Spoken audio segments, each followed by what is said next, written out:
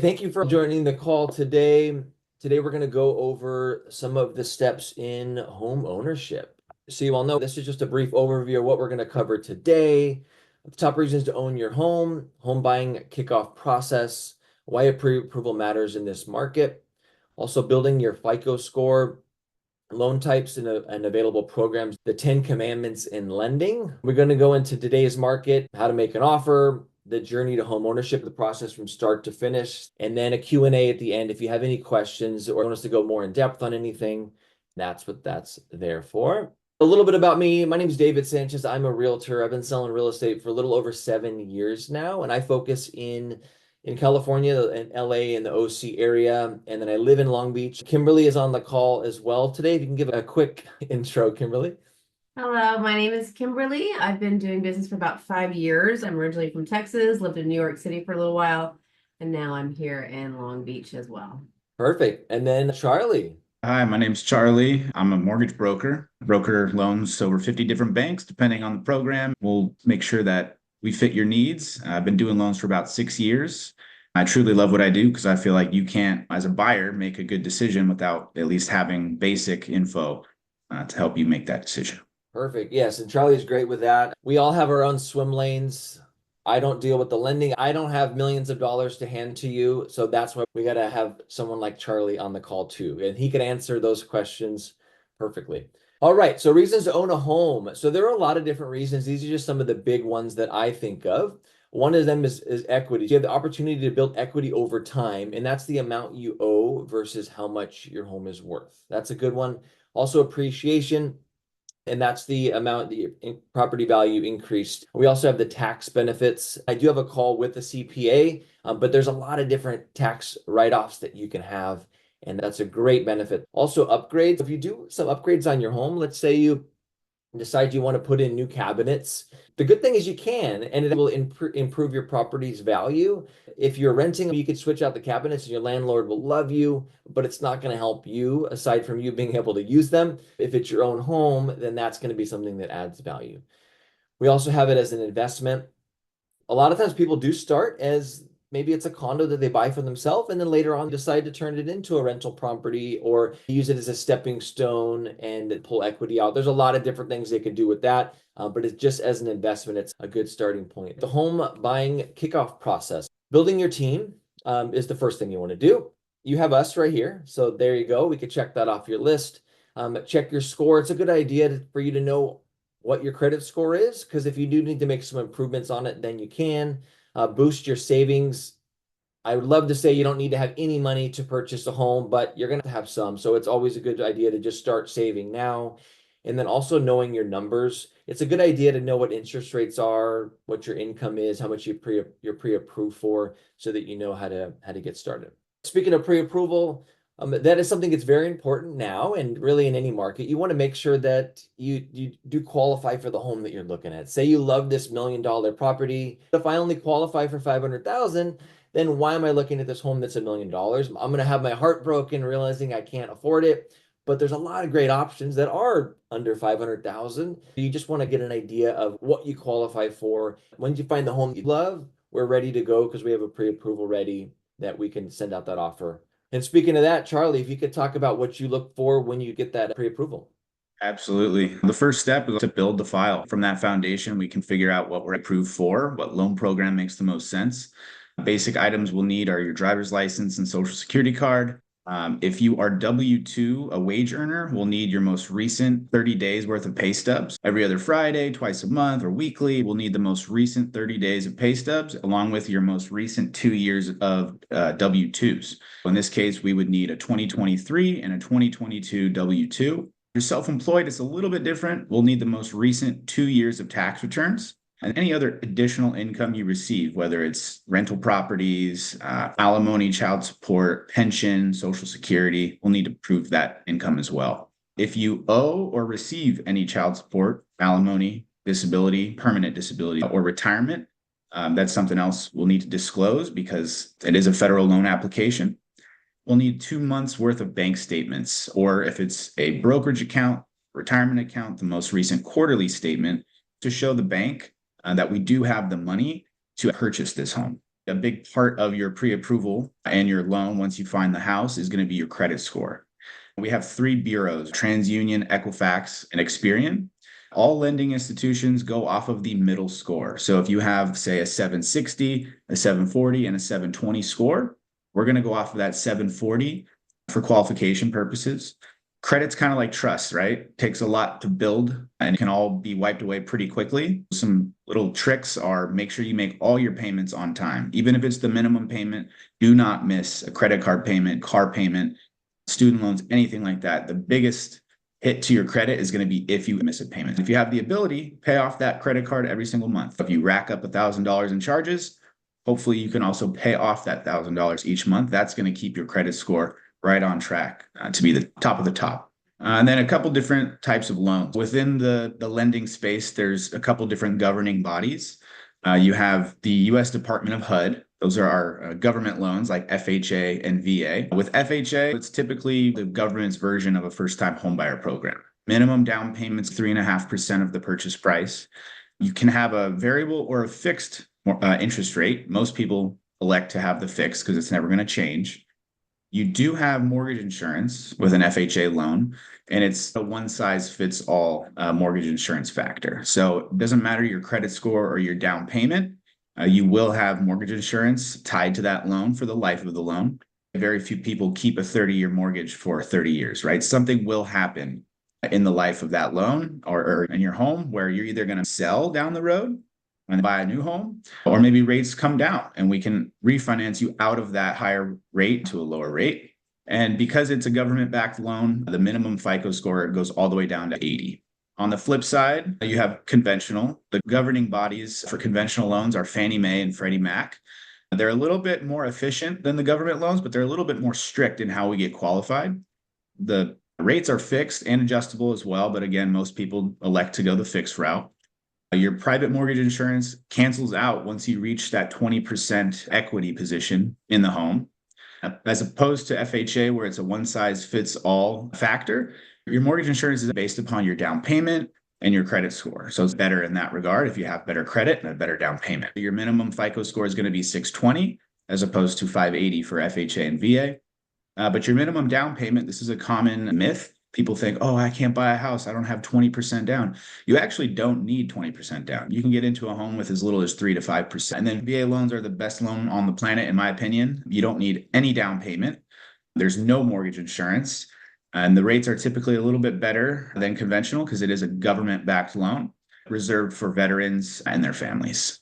And on the VA topic, I just had an escrow that just closed, and the client that was buying it, they had VA and they had put zero down, and it was a really smooth transactions. And this is, I haven't done many VA loans, but I realized they closed pretty fast. In the past, I was always told, oh, it takes 45 days, which we closed in 21 days. So it was just as fast as any loan. Like Charlie said, it's a great program if you qualify. So CalHFA, that's the California Housing Finance Agency, they have what's called a down payment assistance program. They have a few different options depending on what box we are trying to fit in, whether it's conventional or FHA. It's essentially free money in a sense. You do have to pay for it, and we still have to qualify. Oftentimes there are income limits. So if you make too much, it might not work. Every state typically has their own version of down payment assistance. If you're a first-time home buyer and you qualify, it's a great way to get into your first home. All right. What states can you get loans in? I can do loans in all 50 states and Puerto Rico, if that applies. Perfect. Then that works out. And this is one I'll take over. This is a program available in Long Beach, which is where I live and where I focus a lot. There's a lot in different areas throughout the country, but certain cities will have their own. So in this case, Long Beach has a great program where it's $25,000 in a grant that you don't have to repay. I won't go into it right now. It's a great program that I'd love to talk about for anyone that's interested in it that hears this recording. I've had a couple clients that have used it, and it really is free money. You just need to live there for 5 years, and there's a couple other little things. It really is a great program where you might not have to have any or much money to put down depending on how much the home is. All right. The 10 Commandments of Lending. This is a good one to pay attention to. So thou shalt not change jobs, become self-employed, or quit your job. If you have a job right now, I would say just keep that job until you end up getting the keys to your home, and then you could switch into the other job that you want. But they do want to have some steady work experience there. They also not buy a car, truck, or van. If you have a car that works, as long as you're not having to push it everywhere, then I would recommend just keeping your car for now. Again, once you get the keys to your home, then you could decide to get that Lamborghini. Thou shalt not use your credit cards in excess. So if you normally use $1,000 a month on your credit card, you could still do that. That's fine. As long as you're repaying it or paying it off and being current on your payments every month, you're fine. But you just don't want to get crazy and spend $20,000 this month because the lender's going to get scared saying, what's going on? But do spend your normal amount there. Thou shalt not spend money that you have set aside for closing costs. So you do need to have some money for closing costs. And we're going to get into how much that would be. But you want to have, I recommend having that in a separate account. It could still be in the same bank, but just maybe call it your home account or something. You want to have that set aside because you are going to need that before you close escrow. Thou shalt admit any debts or liabilities on the loan application. And I know Charlie has seen this many times where at the end of escrow or before we are closing, we find out they had to pay alimony or something. Just tell us that out of the gate. It's going to be much easier that way because that could be the reason why in the end you might not qualify. So I just say, get them everything. Don't be embarrassed at all. Just talk to Charlie or your lender and give them everything, and then they'll give you the steps to get to the end. Thou shalt not buy any furniture or appliances. I recommend just waiting until you get the keys before you buy all that stuff. Real quick story on that. I had a client, or it wasn't my client, it was someone I worked with, where the wife was really excited about this new home and she wanted to buy furniture for it. And what she did is she bought $20,000 worth of furniture, even had it delivered to the home that wasn't hers yet. Because of that, it was $20,000 worth of furniture that threw off her debt to income ratio, and then she didn't qualify for the loan. So what had to happen is she had to return all the furniture and wait 30 days for it to fall off her credit. And then at that point, they were able to fund the loan and then we could close escrow. That was a scenario that luckily the seller was accommodating and gave them additional time because they understood what happened. But let's just not deal with that. So just wait till you get your keys and you'll be good. Thou shalt not originate any inquiries in your credit. I wouldn't be applying for credit cards or home loan, just see how much you qualify for. You don't want to do all that because that's just going to be a hit on your credit. I would keep that to a minimum. Thou shalt not make large deposits. So let's just say you have a family member that wants to give you $10,000 towards whatever, and they're trying to help you purchase a home. That would be great. Happily take that money, but you want to talk to Charlie or a lender to let them know how to receive that money because let's say it is a gift. We have to state that it is a gift. So the way the lenders see it is, oh, someone gave you $10,000, you probably got a loan and you're going to have to pay them back first. They don't know where they are in the line. Are they the first ones going to get paid? Are they the last one? So that's how they see it. Make sure you get a letter on that saying this was a gift. It does not have to be repaid. Charlie can give you the details on that. Thou shalt not change bank accounts. If you have bank accounts right now, just leave them the same. It's so much easier that way rather than moving money around, adding bank accounts, because it's just one more thing the lender has to look into. We want to make it as smooth as possible for them because in the end, that makes it smoother for you. And then this is a good one, especially for anyone with kids. I've heard this happen before where little Timmy, he just turned 16. He wants to buy a new car and he just needs you as a co-signer. You know what? I'm not going to tell you not to do that, but I will say don't do that when you're trying to purchase a home because they see that it's just like you buying it. Yes, you're a co-signer, but they see that as a liability and that goes under you. So I would wait till you get the keys to your house and then at that point, tell Timmy, let's go get that truck. A little bit about today's market. So this is just a little graphic where you can see it goes up and down. But one point I want to point out is the pandemic interest rates. A lot of people that I know say, oh, I'm just going to wait till it goes back down to 3%. Will that happen? Maybe. I don't think it's going to happen anytime in the near future. Maybe in 20 years, if we didn't learn a lesson, maybe it'll go down there. I wouldn't say to wait 20 years for that because prices will be whatever. The next one is interest rates are adjustable. So just know that if I'm wrong and it goes down to 3%, great. I'm happy for you. I'm happy for everyone. Let's go buy a house. I would say you can adjust down to that rate and then you can get the new rate. Single family and condo inventory, I've noticed this a lot, especially in our market, is starting to pick up a little bit. It's not this huge spike in inventory where houses are coming out of everyone's ears. Not that at all, but I have noticed a slight uptick, which is really exciting because we had really low inventory for a long time. So that's exciting. I also noticed with multifamily homes, which is 2 to 4 units, that there's been a slight uptick in that, which has been great. I have some clients looking for triplexes and duplexes, and I've noticed the inventory for that has gone up a lot in my market, which is exciting. Again, not a crazy spike, but I've noticed an increase there. Another thing worth pointing out is homes are on the market a little bit longer now. So just know, especially if you think it's a little high priced and it's been on the market for 30 days or more, you're right, it probably is high priced. So the good thing about that, I see that as an opportunity, is that you can try to go in a little bit lower. If you see something that's been on the market for a while, talk to your agent, me or Kimberly, and we can point you in the right direction there. Loan programs, a good thing to go back to the pandemic. Initially, we didn't have a lot of great loan programs out there at that time because the rates were really low. The good thing now is the lenders are coming up with some great loan programs or programs that the city or state government are offering that weren't around then. So there's some good options as far as the programs. Another good thing is you're able to negotiate sales price and credits depending on the property. If it's been on the market for a while, then people can be really flexible. What I've been doing a lot lately is just asking for credits from the seller and had a lot of success with that.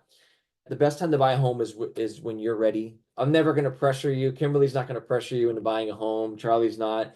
But when you're ready, great. We're here to help you, but we're never going to push you into doing that. So it's whenever you're ready. We'd love to get you to that point where you are ready. And that's one reason for this call, so we can prepare you. And if you're ready now, let's go. But if not, let's work on getting to that point. All right. So we have a couple different things here. This is preparing for what you need to get into that home. One thing is a down payment. Typically, it's between 3.5 and 20%. I know growing up, I like what Charlie was saying. I was told that, oh, you got to have 20% down to purchase a home. It's not that common, to be honest with you. I will say for me, between 5 and 10% is the most common. Would you say the same thing, Kimberly? Yes. Yeah. So it really is more common that way. So don't be embarrassed. Honestly, you're better than most that you have 10%. So don't be embarrassed with that, but know that you're going to have that for your down payment. We also have our inspection. This is something that you're going to have to pay before we close escrow. I'd highly recommend getting an inspector to come out. A general inspector will come and take a look at everything, make sure everything works. They're going to check all the light switches, electrical, plumbing, foundation, the roof, all that stuff.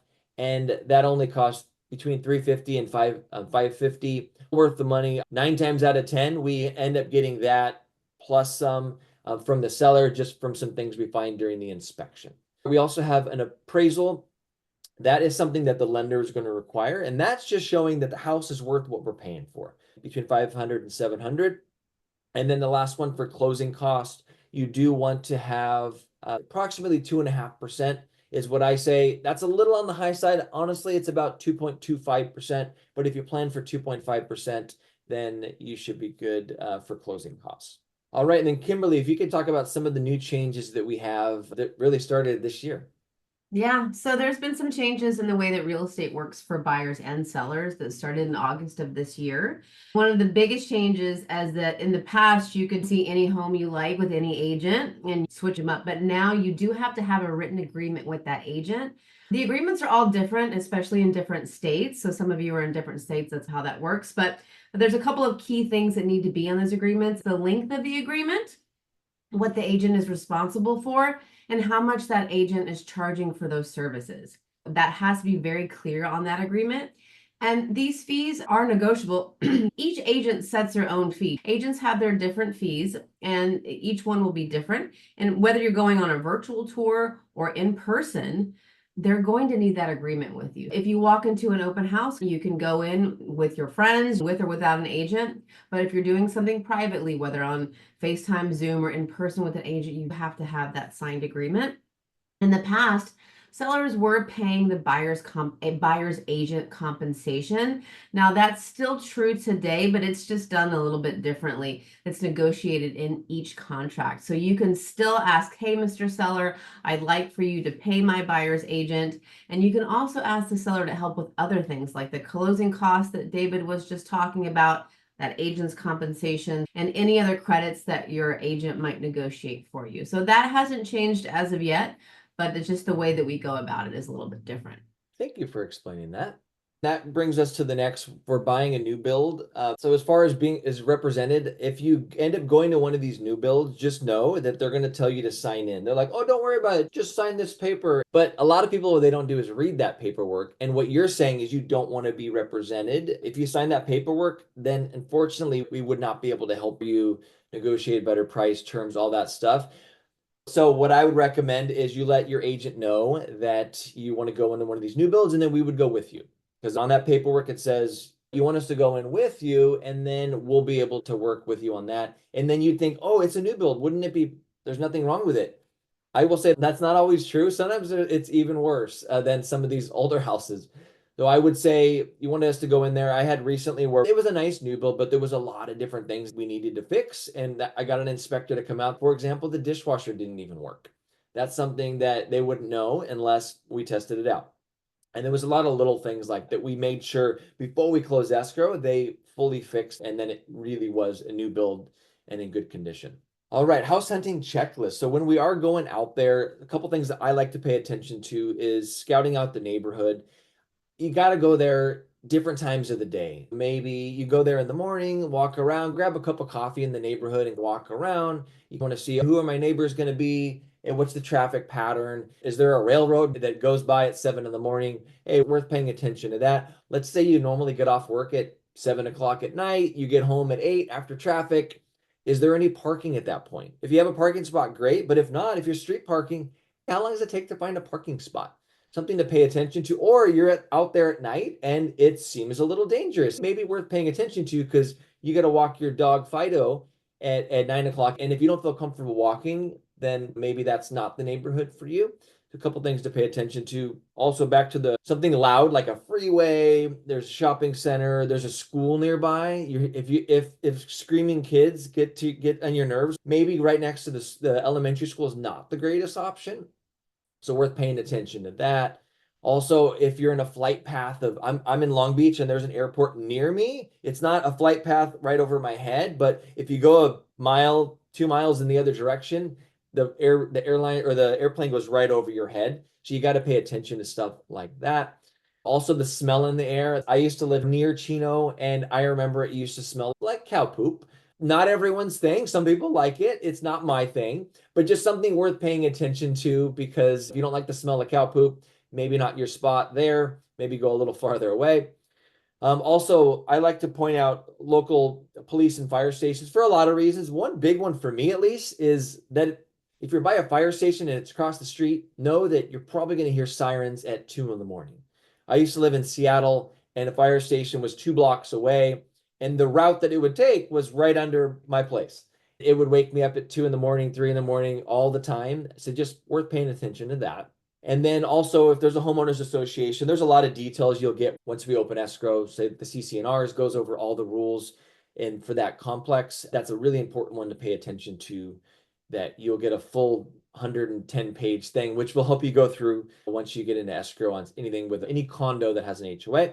All right, for different service providers, just know that if you need a home inspector, I have multiple home inspectors that I'd highly recommend. In the end, you can use whoever you want, but I have that plumbers, electrician, foundation, insurance people, mortgage lenders such as Charlie that are great. So just know that you can reach out to me for all that stuff. Let's say in 10 years, you bought the house from me. In 10 years, you could still contact me for that. I'd love to help you with that.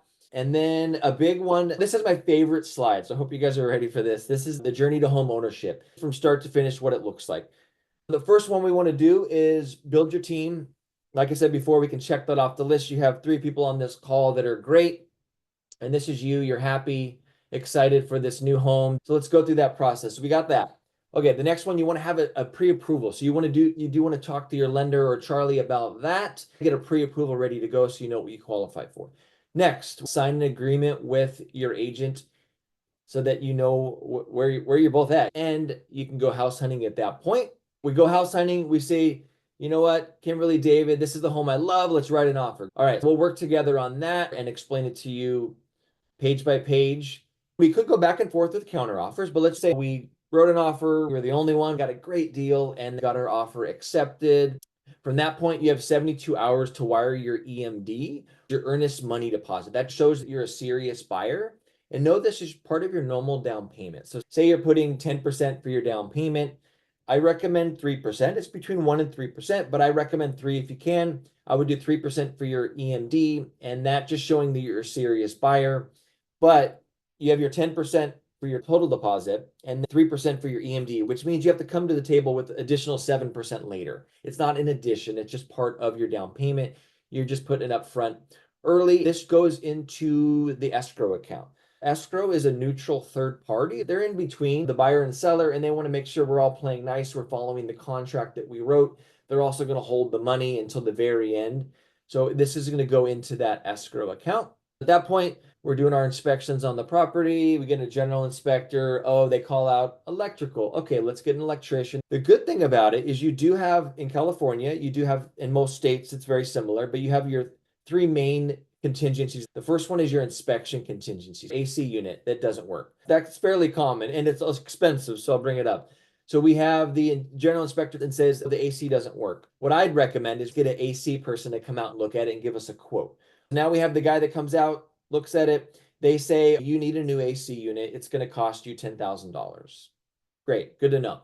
What I'm going to do is try to get the seller to pay for that, because when we wrote that offer, we assumed the AC worked. Now it doesn't, so we need you to drop the price $10,000 so we get one that works. Just know that they could say, okay, we'll give you $10,000 for the AC. Great. They could also say, we'll meet you in the middle. We do 5,000, you do 5,000. Great. They can also say no, kick rocks. That's always an option. But the good thing is you have your contingency for that. If they don't want to do it, you can just back out and say, I'm going to use my contingency to get myself out of this contract, and then you're good. We have that. Say you're happy with that. They said, we'll pay for the $10,000 new AC. Great. Okay, let's remove that inspection contingency at that point. The next one is going to be your appraisal. So the appraisal, let's say we have 500,000 we're offering for the house. It appraises for 510. Great, you're happy.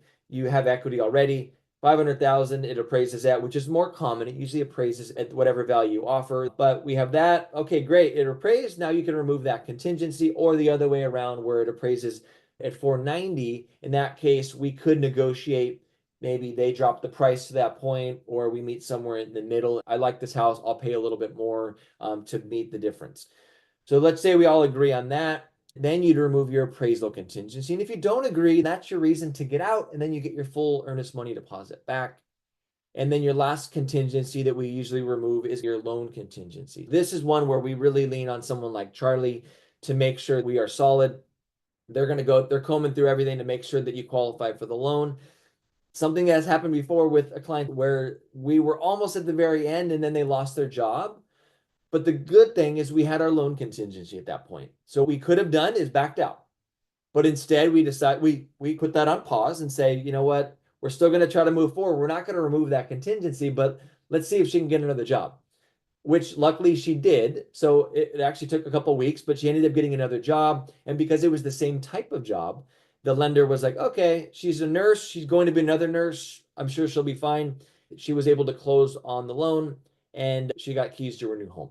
So that's a scenario that can happen, but that's why you have these contingencies so that your earnest money deposit is safe. All right, so once you remove all those contingencies, then your earnest money deposit could be at risk. Typically, that's a short period of time because you're almost closed at that point. But just know that's when your money's at risk. We will make sure to guide you in the right direction there. Shortly after, that's when you sign your loan docs. And that is also when you wire the additional, for your additional, say for this scenario of 10%, you're going to wire the additional 7% over your EMD. You're going to wire that into the escrow account. And then the lender's going to wire their money. And then you will get the keys to your new home. All right, so that's the process from start to finish. I know it's a long one. During the process, we walk you through every step along the way. This is everything in 5 minutes, but know that every single step we walk you through so that you feel comfortable. All right, this is just a real story that happened that I like to share. Look at this happy family here. This is a really nice home in LA. They did qualify for one of these programs. It was an LA County program, so they were able to get some money towards that, which was great. This was a beautiful home that someone flipped. It took them a year to flip it. They did a good job, but there were some things we found during the inspection. As a normal person, it looked perfect. But when we had an inspector crawl under the house, test some things, we realized that there was some plumbing stuff, some things that needed to get taken care of. My job was to try to get that negotiated. So in the end, we ended up getting $10,000 worth of credit. They weren't that big of things, but my job was to make them seem big. So we were able to get $10,000 in credit. And then in the end, they actually didn't have to pay any money for the seller paid for a lot, the closing costs. They really didn't have any closing costs, which was nice because we ended up negotiating that in the deal. All right. And then you could also look on Google or Zillow, Realtor.com, wherever. You'll see a lot of reviews on me. One thing I always like to say is we got to keep learning. You guys are on the call now, which is great. A lot of people don't make it this far. They just figure it out as they go. But I think it's best to have an idea of where you're headed so that you know if there's things that you got to do. So if you want to join some other calls, this was our first time home buyers call. You could scan this QR code. This goes to the meetup group that I have. It's free to join, and we'll do different things like tax benefits for homeowners. I have a CPA on the call, and they go over different tax benefits you have. Again, this is this call. We also do one on winning in those scenarios where it's a bidding war. I really enjoy winning in those situations, so I talk about what that looks like. And then I have an inspector that comes on and he talks about what he digs into when he does an inspection. That's a really good one. If you have your phone with you, you could just take your phone, go to the camera and scan it, and that'll pop up. All right. We also have, if you do have any questions you don't feel comfortable asking them on the call, you could throw it in the chat, which we'll get into that. But if you have questions, know that you can call or text me anytime. If you go to this link right here, or you could scan that QR code, it goes to my Calendly link. And then we can set up a time to go a little more in depth with this, or if you just have a quick call, or you want to let me know what you're looking for, or if you're in another state and you need an agent, know that I know people in a lot of different states, so I can connect you with someone that's good and they could take care of you. So make sure you scan that. You could just take a screenshot of this page, or if you have your camera, I highly recommend scanning that QR code. If any of you are on Instagram, or even if you're not, you can actually view some of the videos. But if you take your camera, scan that, then you could see my Instagram. I go over a lot of tips for homeowners. You can see a little bit about my personality on there too. You'll learn some stuff and it'll be a little funny, I hope. And then that's my phone number as well. Feel free to text me right now if you want me to have your info, or you could call me after this call. If you guys want to say something real quick. Hi, I just want to say thanks for joining the call. This is a really good place to start. Hopefully it's giving you some information, got the wheels turning so you can get started on the journey, whether it's tomorrow or in a few years. Thank you guys for being on the call. Thank you, David, as always. I'm here to help. Buying a home is no small thing. If you don't have data and info and the process understood, then you can't make that good decision, or what you decide is the right decision. So I hope to help you with that. And yeah, hope you guys enjoy your rest of your Sunday. Great. Thank you all for joining us. Really appreciate it. And hopefully I'll see you at the next call.